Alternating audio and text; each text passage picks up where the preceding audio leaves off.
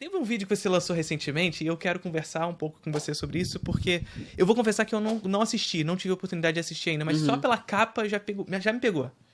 John Wick é camp. Eu também tava muito curioso pra assistir o vídeo. E aí eu peguei vi, assim, caralho, qual é essa ideia?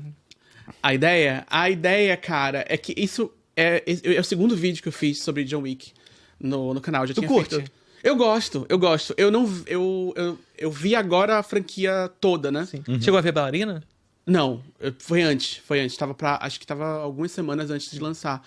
E aí Porra, eu tô até a lembrança meio vaga desse vídeo, porque depois que eu posto o vídeo, é bola pra frente. Bola pra frente. Vamos pro próximo. Frente. Mas eu sempre tive essa sensação, assim, desde que eu assisti pela primeira vez, que faz muito tempo, que eu tinha na minha cabeça, assim, John Wick é um filme de hétero. Eu tinha isso na minha cabeça, assim, porque todo mundo que eu conheci que gostava era hétero. E assim, beleza, nada contra. Nada contra héteros. Mas eu tinha. E aí eu fui assistir um dia, porque era bem no começo do canal, e aí eu tava conversando com uns amigos, assim, fiz, e se você assistisse uns filmes de hétero pra você fazer uma coisa assim? Aí tinha Velozes e Furiosos, aí tinha umas coisas assim, eu falei, não, eu vou ver John Wick, Keanu Reeves. Era bem na época que o Keanu Reeves tinha um monte de meme do Keanu Reeves, assim, gif do Keanu Reeves, e não sei o quê. E eu fiz, eu vou assistir. E eu tava muito na minha cabeça de que era um filme de hétero, que era um filme de porrada e bem daquela... E aí eu me surpreendi com todo esse rigor estético da franquia John Wick. Isso me surpreendeu muito, eu não tava esperando isso. De ser esse filme onde todo mundo... os caras estão brigando, mas não é uma briga. É tipo... É uma dança. É uma dança, sabe? O filme, ele tem uma coreografia, né? Ele tem uma cor, ele tem uma coisa que... parece que ele é... Ele é muito fora, eu acho, da norma do filme de ação dos anos 2000 pra cá, que é aquele filme do Identidade Borne, assim, sim. que meio que moldou o filme de ação do hollywoodiano até agora. A gente ainda vive meio que nesse tipo de filme, né? Identidade Borne e o Cavaleiro das Trevas do Nolan, que trouxe esse negócio meio realista. E essa luta... Câmera tremida, muito corte e tal. E aí o John Wick, não. O John Wick tem movimento lento, tem uns planos longos. A câmera abre pra você ver a ação toda coreografada. E eu acho isso muito interessante, assim. E tem uma coisa que eu acho que não é a intenção, claramente não é a intenção, mas eu acho muito interessante que tem esse conflito de identidade dele, onde ele tá lá, começa o filme, ele vivendo aquela vida heteronormativa. Na verdade, nem mostra isso, já começa... É flashback É flashback, né? Então é aquele clichê da esposa que morreu e tal. Mas eu acho isso bom no filme, Eu né? acho também. E aí... Tira a gente dessa necessidade de fazer uma história de origem, começar desde o início, né? Então o Marco é o cachorro, né? O cachorro morre e tal. E aí Mas aí tem essa coisa do tipo, ele viveu por muito tempo essa vida heteronormativa tradicional, onde ele tinha uma esposa e ele amava muito essa esposa, e isso marca esse personagem durante a franquia inteira, o quanto que ele amava essa esposa e tudo mais. Sim. E aí, no momento em que ele perde, que ele sai dessa vida, ele volta pra vida que ele tinha antes, que é essa vida do assassino. E eu acho isso muito interessante, pensando por um olhar queer, assim, tipo, cara, o cara vivia uma vida heteronormativa tradicional, mas aquilo era frágil, assim, não era ele de verdade. Ele de verdade é o assassino. Sim. Então parece que tem algo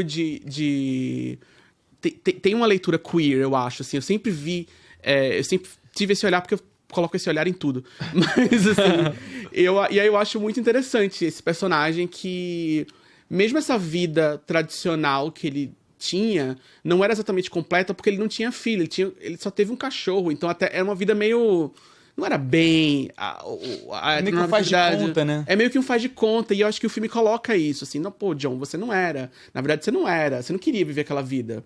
Você queria voltar a ser o que você faz de melhor é isso aqui, sabe? É matar gente. Cara, e aí e é na boate, entendeu?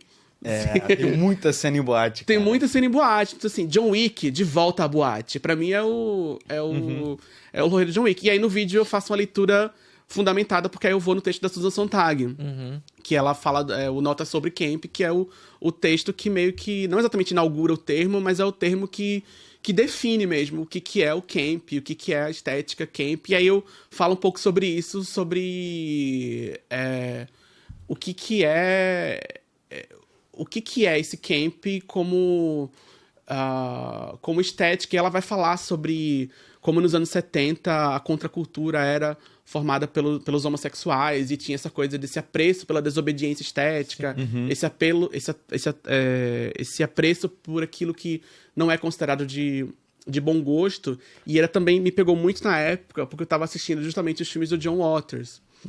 E aí na verdade eu tô nessa pira até agora, assim, de assistir esses filmes trashão, assim, e pensar, cara, tem valor nisso aqui. Isso aqui é trash, mas isso aqui é bom demais, sabe? Você ter esse apreço pela nojeira, pelo mau gosto, e aquilo se tornar algo grandioso. Sim. Então tinha essa coisa do Brazilian Camp, de você pegar a capa da Xuxa, a capa da Xuxa nos anos 80, e você ter aquilo tem um apelo camp hoje, porque você volta... e o camp é isso, o camp ele é um questionamento sobre como que o que se define como bom e de mau gosto tem a ver com classe. Sim. Então, quem define o que é de bom gosto é a classe dominante. E aí chegam os homossexuais e falam assim, então, a gente quer isso aqui a gente quer pegar o que é considerado de mau gosto, o que é considerado de baixa classe e transformar isso em outra coisa. E dar um novo olhar para isso e transformar em camp. Sim, e até exagerar. Uma questão mais hiperestilizada disso tudo. Trazer isso para uma perspectiva mais... como é que eu posso dizer? Visualmente gritante, né? Para que aquilo saia desse lugar do obscuro e finalmente apareça. Sim. E aí tem esse distanciamento temporal também, porque eu tava lembrando daquela... Justamente, essa coisa da Brazilian Camp. A gente olha... O que a gente chama de Brazilian Camp hoje são coisas que no passado eram toscas. Então, assim, o capa de um disco infantil da Xuxa, onde ela tá usando umas roupas espalhafatosas, aí a gente tem o distanciamento temporal, a nostalgia, a gente olha pra trás e pensa, epa, isso aqui não é ruim não, isso aqui é camp. Uma ressignificação, né?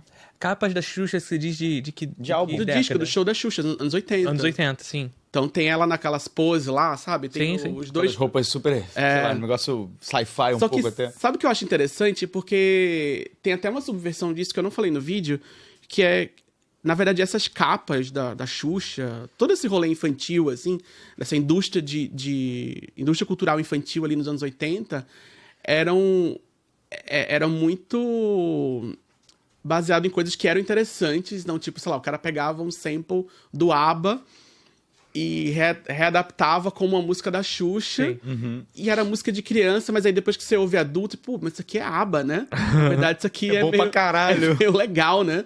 Ou então você pega Tinha cover, né? Tinha uma versão de O Rei Mickey da Xuxa, que era uma música que era pop nos Estados Unidos, então assim, também, tudo bem, não era exatamente de bom gosto, mas numa época em que o que era dos Estados Unidos era de bom gosto, né? A música popular americana era tida como uma música de bom gosto aqui, mas não fazia exatamente sucesso aqui, ficava meio que nichado e de repente era ressignificado para um cover da Xuxa, então não era exatamente de mau gosto, era um mau gosto, era um bom gosto meio que quem conhece sabe, assim, tipo... eu tô vendo isso aqui, sabe? E aí era aquele... Como era o nome dele? O cara que fazia... O Michael Sullivan. Que fazia as músicas da Xuxa. Que era um cara que tinha um puta bom gosto, assim. Então ele pegava um monte de referência e colocava. Aí você vai ver as coisas... Xuxa só para baixinhos. Aí tem uma referência ao Daft Punk, o clipe dirigido pelo Michel Gondry. Ela dançando... Igual o Around the World, assim. Ela dançando lá no meio do negócio. Então acho que tem um twist aí também. De ser... Na verdade, essa coisa que era de mau gosto, na verdade não era de mau gosto. Vinha de uma referência interessante também. E aí eu acho que esse conflito entre o que é bom gosto, o que é mau gosto, o que é bom, o que é ruim, o que é... E você tá sempre nesse lugar... É muito de onde você olha, né? É muito de onde você olha. E é um conflito especificamente de classe mesmo, né? Que vai se estabelecer nesse sentido.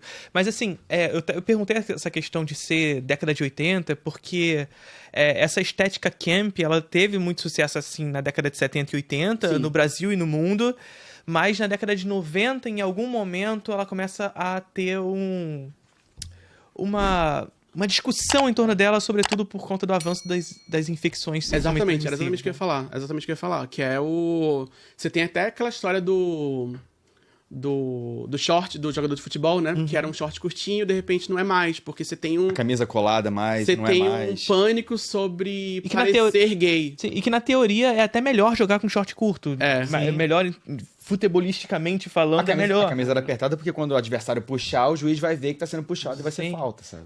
E é até interessante você falar isso, porque eu assisti recentemente aquela trilogia do Greg Araki, vocês já viram?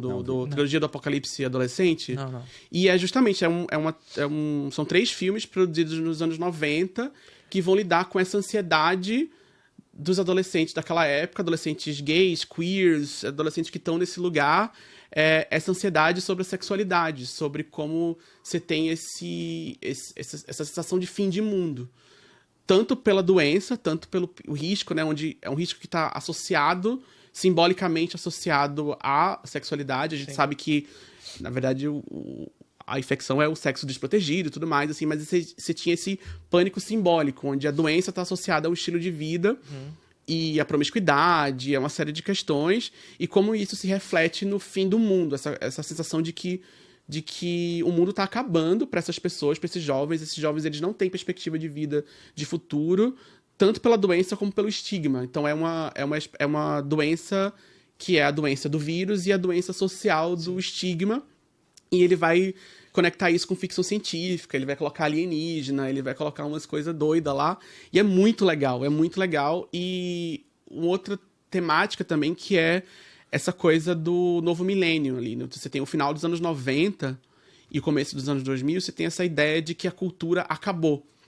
E que tudo agora é você regurgitar. Como a cultura acabou e não tem mais pra onde ir, você tem que regurgitar tudo que veio antes. Então você tem uma série de filmes que às vezes nem tem tanto a ver com esses filmes do Greg Araki, mas tem, sei lá, eu penso muito em Moulin Rouge. E eu acho que Moulin Rouge é muito isso, assim, a cultura acabou, vamos remixar tudo que veio e vamos fazer um cancan com Fatboy Slim e... O próprio Matrix é isso, de certa forma, né? Puxa sci-fi dos anos 80, com o cinema de Hong Kong. Sim, literalmente até, né? Porque o mundo acabou, dentro do universo da Matrix, o mundo acabou em 1999. Sim.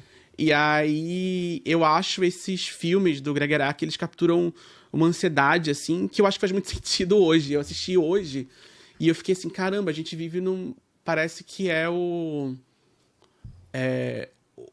a cultura acabou, o mundo acabou e o futuro não existe mais. É o que o Mark Fisher chama de o lento cancelamento do futuro. A gente vive nesse mundo, a gente tá assistindo o mundo lentamente se acabar, mas ele nunca acaba de verdade, ele só tá... E a gente tá aqui ansioso, vendo o mundo se acabar. E se adoecendo internamente. Então esses filmes, eles capturam muito isso, essa marca simbólica da AIDS, do HIV, nessa juventude que não consegue enxergar futuro. Sim. Pela época em que se vive e pelo estigma relacionado à sexualidade.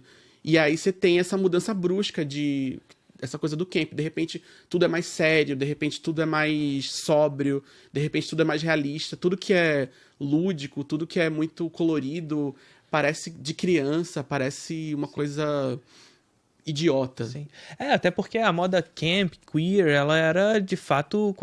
Ela tinha um lugar muito estabelecido na grande indústria, sobretudo na indústria da cultura. Se você vê o Hora do Pesadelo, por exemplo, o primeiro, o Johnny Depp tá vestido de cropped, por exemplo, né? A gente tem os filmes do John Carpenter, é o nome do ator que faz do They Live, não, que faz o... Enigma do Outro Mundo? Não, o New York. O Escape from New York. É o que faz ele. Esqueci o nome. Snake. O Snake Plissken, né? Pô, o cara é com calça jeans apertadinha, colete de couro, o colete de couro bem justinho, quase que aparecendo a barriga. Sim. Kurt Russell, isso. Então, assim, a estética camp, a estética queer, ela tava em voga ali e ela era usada por todos. E aí, em determinado momento, em razão desse avanço das ISTs, que traz todo esse tensionamento sobre a perspectiva de futuro, de repente essa moda, esse estilo também se apaga. E o estigma, né? De se você se vestir dessa forma, se você usar esse tipo de roupa, você já é gay. E aquilo ali... você tem um distanciamento muito grande e um acirramento mesmo das normas de gênero, onde agora pra você, o homem... já vinha nesse caminho e de repente não, agora o homem tem que ser bem sóbrio e a gente vive nesse paradigma até hoje. A moda masculina, ela é mais sóbria. O cinema, ele é mais, em alguma medida, mais realista, mais masculino, mais sério. Tem até uma coisa meio de...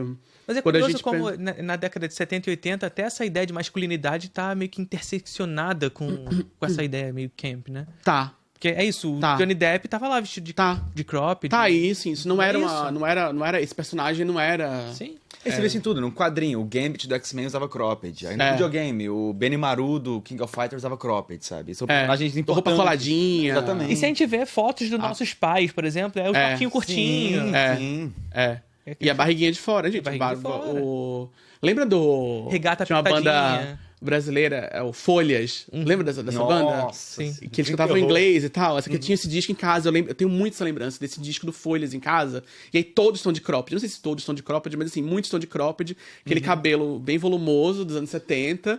E as roupas muito coloridas. E, tipo, aquilo não era visto como gay. As próprias bandas. Bandas dos anos 70, os Beatles no final, Queen, Led Zeppelin, Black Sabbath, tudo roupa coladinha. E colorido, né? E aí eu acho que hoje, mesmo quando a gente vê coisas coloridas, parece que tem que justificar, assim. Parece que tem... Se você pensar num filme como A Substância, que tem muita cor, que tem muito... Tem todo negócio, você vai... Eu gosto muito desse filme, mas assim, parece que só existe aquilo porque tem uma justificativa, porque aquilo ali, esse aqui é um filme importante. Sim. Esse aqui vai ser um filme que vai discutir o gênero, sabe? Aí você coloca o... Tem que justificar a cor, Tem que justificar a cor, tem que justificar aquelas escolhas, tem que justificar o apreço pela loucura. Sim. É como o preto e branco, né? O preto e branco já foi hegemônico. Em determinado momento, ele era a prática porque as câmeras não filmavam em cor. Em determinado momento, ele precisa ser uma escolha, né? O mundo é em cores, então as câmeras filmam colorido. Se um diretor quiser fazer um filme em preto e branco, tem que ter um motivo para fazer em preto e branco.